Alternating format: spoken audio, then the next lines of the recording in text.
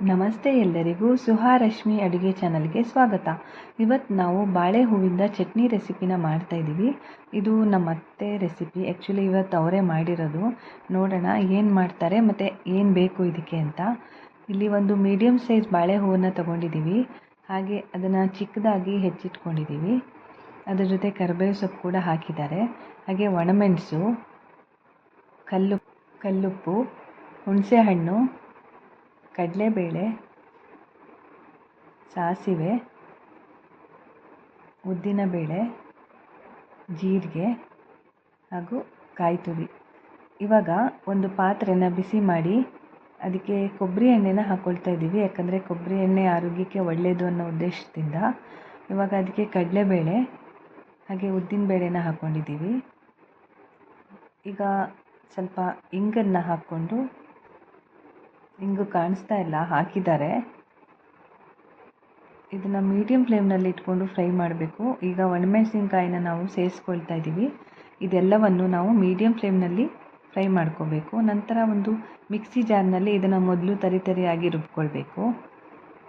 ನಂತರ ಅದೇ ಪಾತ್ರೆಯಲ್ಲಿ ಎಣ್ಣೆ ಹಾಕಿ ಕರಿಬೇವು ಸೊಪ್ಪು ಹಾಗೂ ಹೆಚ್ಕೊಂಡಿರೋ ಹೂವನ್ನು ಹಾಕಿ ಇದನ್ನು ಕೂಡ ನಾವು ಮೀಡಿಯಮ್ ಫ್ಲೇಮ್ನಲ್ಲಿ ಇಟ್ಕೊಂಡು ಚೆನ್ನಾಗಿ ಫ್ರೈ ಮಾಡಬೇಕು. ಸಣ್ಣೂರಿನಲ್ಲೇ ಇದ್ದರೆ ಒಳ್ಳೆಯದು.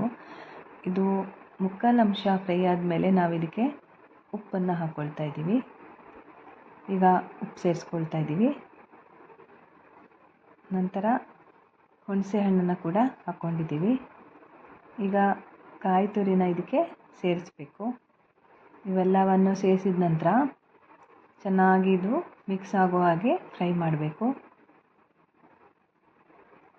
ನಂತರ ಎಷ್ಟು ಬೇಕು ಅಷ್ಟು ನೀರನ್ನು ಹಾಕಿ ಮಿಕ್ಸಿ ಮಾಡಿಕೊಳ್ಬೇಕು.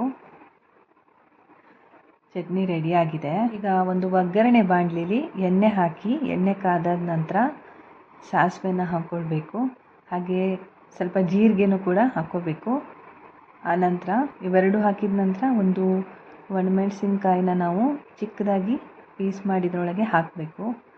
ಇದು ತೀರಾ ಸಣ್ಣೂರಿಯಲ್ಲಿ ಫ್ರೈ ಆಗಬೇಕು. ಕೊಬ್ಬರಿ ಎಣ್ಣೆ ಹಾಕಿದಾಗ ಈ ಥರ ನೊರೆ ಬರುತ್ತೆ, ಬಟ್ ಅದು ಆರೋಗ್ಯ ದೃಷ್ಟಿಯಿಂದ ತುಂಬಾ ಒಳ್ಳೆಯದು. ಇದು ಈಗ ಒಗ್ಗರಣೆ ರೆಡಿ ಆಗ್ತಾ ಇದೆ. ಈಗ ನಾವು ರೆಡಿ ಮಾಡಿ ಇಟ್ಕೊಂಡಿರೋ ಚಟ್ನಿಗೆ ಇದನ್ನು ಸೇರಿಸ್ಬೇಕು. ಈಗ ನಮ್ಮ ಬಾಳೆ ಹೂವಿನ ಚಟ್ನಿ ರೆಡಿ. ದಯವಿಟ್ಟು ನೀವೆಲ್ಲರೂ ಕೂಡ ಒಮ್ಮೆ ಇದನ್ನು ಟ್ರೈ ಮಾಡಿ, ತುಂಬಾ ಚೆನ್ನಾಗಿರುತ್ತೆ. ಖಂಡಿತ ಹೇಗಿತ್ತು ಅನ್ನೋದನ್ನು ಕಾಮೆಂಟ್ನಲ್ಲಿ ತಿಳಿಸೋದನ್ನು ಮರಿಬೇಡಿ. Thank you.